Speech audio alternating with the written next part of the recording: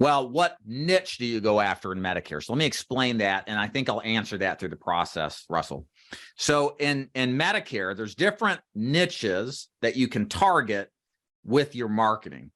The most obvious example is when people are turning 65, they're starting Medicare. They're brand new to Medicare. They're confused or overwhelmed. They need a salesperson like us who's an expert to come in and sort out the mess, to help them pick which one is best. So in that case, Russell, you'd go after people turning 65, typically about 3 to 6 months after, or I should 3 to 6 months before they turn 65 is when you want to start your marketing efforts, because that's when people are seriously looking at Medicare. So that's one option.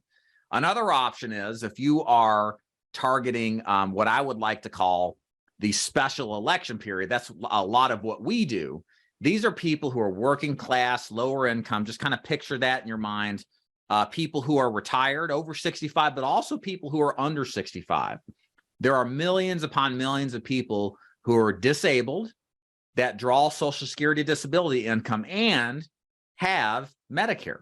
After 2 years of disability, since they were rendered disabled officially by the government, they're allowed to have Medicare, even if they're like 18, 19, or 20. We've seen it out there, folks, okay? So what we like to do is target a lower age range, like 45 to upper range 80, somewhere in there, but adjust the income down because we know in that age range, there's a high likelihood that the younger people that are responding to this stuff are on Medicare and disabled, just like it might be like from 0 to 30,000, right? Like we just know household income is less than that. There's a statistically high chance that they will respond to that. So that is a strategy that works well. But that age range is going to be wider than that. You can also do, if you don't have to lead with a Medicare Advantage strategy, kind of like what I talked about with special election period. That assumes you're mostly selling Medicare Advantage. You can also target Medicare supplements and replacements of Medicare supplements. So people who have supplements at age 65, every progressive year, the price goes up.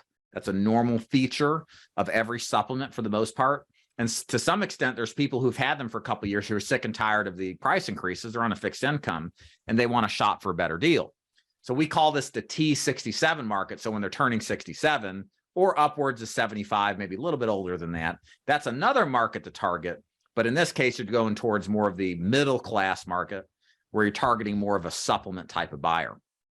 And then the last one is going to be annual election period. That's where anybody who has Medicare can switch. There's no restrictions or requirements necessary to have before switching. And I would target 65 and older in that case. So it's going to come down to your niche. I can tell you what we do.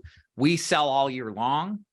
That's what we teach our agents to do. You can do T65. It's a little bit harder of a sale because there's some time that they have to make a decision and time that can pass before you get paid. What we mostly teach agents to do new to Medicare is start with what we call the special election period strategy, working a lower income clientele that you can sell any time of the year using kind of like household income figures. Like if they're below the poverty index, they can switch their plans to a certain degree. There's other things too.